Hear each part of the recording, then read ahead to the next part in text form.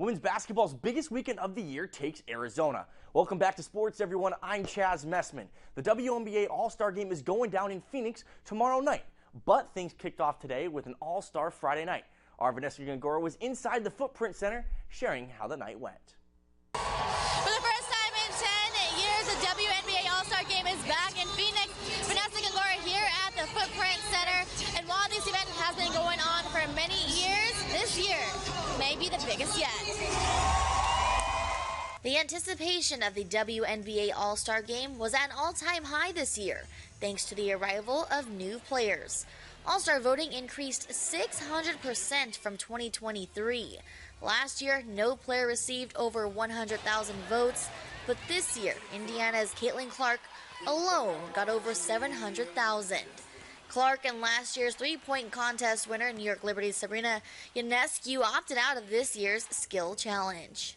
Honestly, I was really disappointed. I was looking forward to seeing them compete, but, maybe next time. Calexico resident and current Imperial Valley College basketball player Cici Costa came out for Friday night's action. For her, getting to see the growth of the game has been a special sight. It means a lot to me. It's really fun. I like to play basketball during, my free time. So it's really good to see that, women's sports has grown this much. Friday was a chance for WNBA players to showcase their talents in dribbling, passing, and shooting. And in the two individual competitions, it was the Atlanta Dream's Alicia Gray taking home multiple trophies, winning the skills and three-point contest, the first player to ever win both. It's very cool. I'm glad I accepted the call when they asked me to participate in both of them. Now I get another $55K in my pocket, so I was happy about that. For Gray, Friday was also a reminder of just how much more interest there is in her league. It's very cool. The viewership is definitely up in the W, and it was amazing to see how many people were here for all the skill challenge, three-point, even the 3x3 exhibition game as well. It's very cool. That made me very happy. Great showcase for the league here tonight, and now we look forward to tomorrow as the WNBA All-Star team takes on Team USA ahead of their quest for another gold, this time at the Paris Olympics.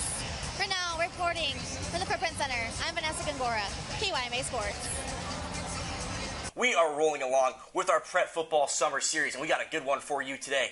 Joining me today, Rhett Stallworth, head coach of the Yuma Catholic Shamrocks. Coach, first off, thanks for stopping by. Oh, thanks for having us. It's always a pleasure. All right, let's just get right into it. Last season, unfortunately, you guys fell just yards short of a state championship in the 4A state title game.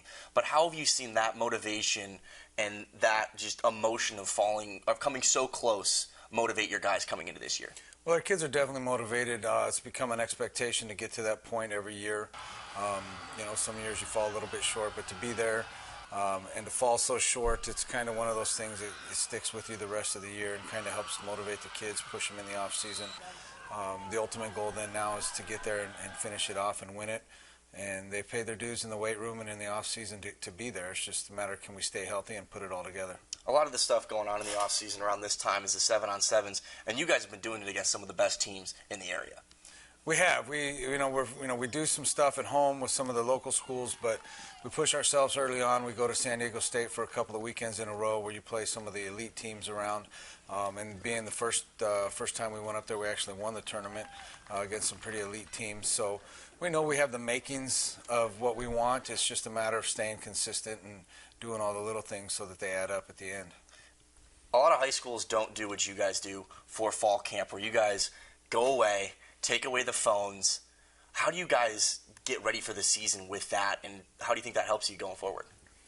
Well, it's a long tradition for us. We used to go up to the mountains, and we used to stay 7 days up there. And because of logistics and stuff, this time around what we'll do is we go to Arizona Western.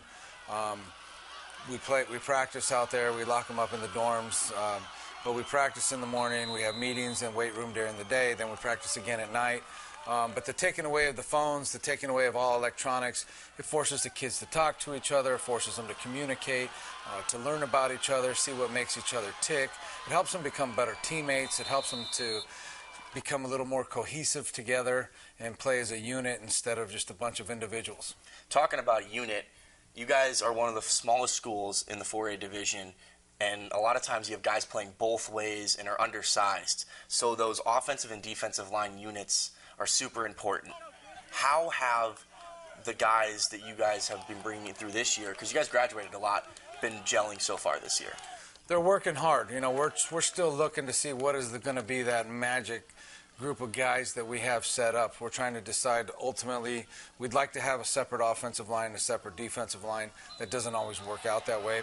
So we're trying to see who we're going to fit in first on that offensive line, and then we're going to take it from there. We have lots of possibilities, lots of kids that have paid their dues in the weight room, that have been with us for 3 years. Now it's going to be their senior year, and it is their time. It's just a matter of there's only so much we can do now. Once we get the shoulder pads on and get the helmets on, we actually start to hit and it becomes live. We're going to be able to figure this out a little bit better. So we're kind of in a, I don't know, holding pattern per se right now. And one of the guys they're going to be protecting is Nash Ott. Now he's going into year 2 as a quarterback. Last year we saw a lot of the growing pains. We saw a lot of great, but we also saw a crucial pick 6 in the state championship game. But then he led the team down the field and put you guys in a position to win. What have you seen from his development now as he's getting into his junior season? He's developing a lot. He's become, you know, a better student of the game. He's learning the system better. You know, in the off season, and it helps because we've got a young sophomore now that's coming up behind him that's very talented as well.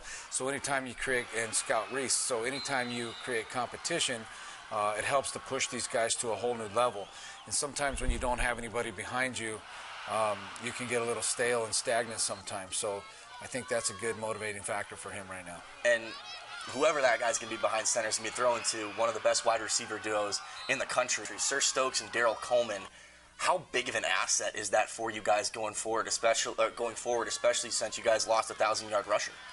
Well, we definitely will throw the football more this year. Those guys, we definitely have to take advantage of their talents, but we have to manage them well too because they're also starters on the secondary and defense. So we've got to be able to manage their time on defense and their time on offense, and when they're on the field, are we making sure that we're getting the ball to them? Or are they out there during reps that they really don't need to be out there? So it's just going to be how do we manage them and can we keep them healthy all the way through the end of the year? Because that was an issue last year at the state championship. Coleman was pretty banged up by the time we got to that point. This was just part 1 of a special 2-part edition of our Prep Football Summer Series. Coming up in part 2, Coach Thalwer shares what it's been like coaching his son, the 2023 Yuma Defensive Player of the Year, as well as sharing what it's going to be like going through the gauntlet of a schedule that the Shamrocks have coming up this season. See you guys on Monday.